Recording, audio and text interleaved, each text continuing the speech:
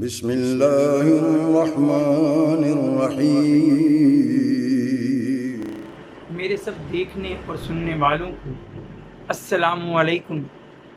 امید ہے آپ سب خیریت سے ہوں گے، اور یہ امید بھی رکھتا ہوں کہ آپ اس یوٹیوب کے سفر میں میرے ہم سفر رہیں گے، اور انسٹاگرام پہ بھی اسی نام آسان اسلام کے ساتھ آپ مجھے فالو کریں گے۔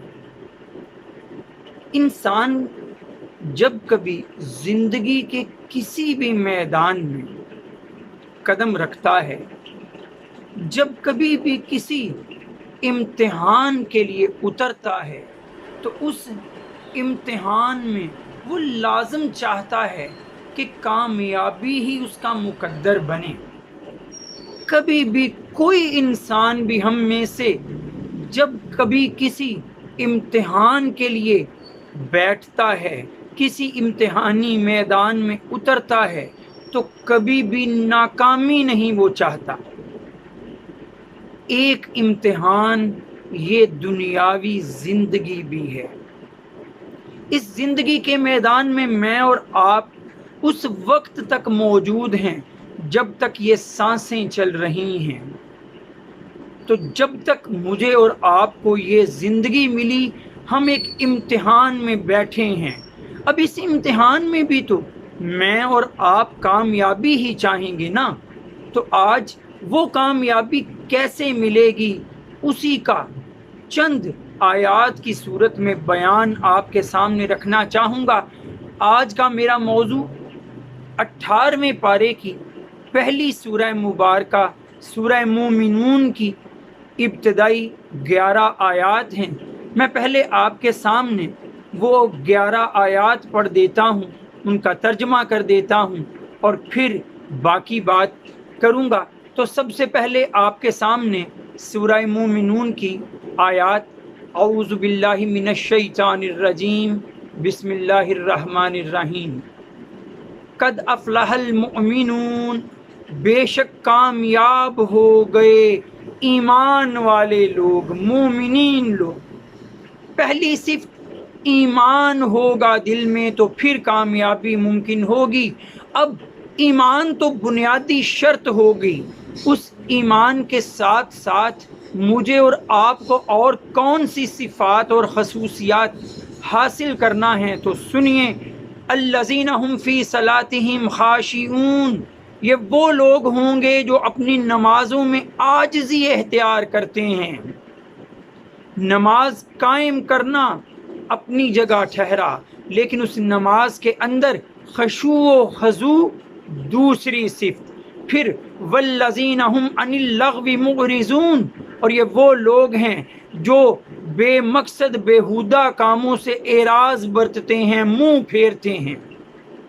پھر چوتھی صفت والذین هم للزکاۃ فاعلون، اور یہ لوگ زکوٰۃ ادا کرنے والے ہوتے ہیں۔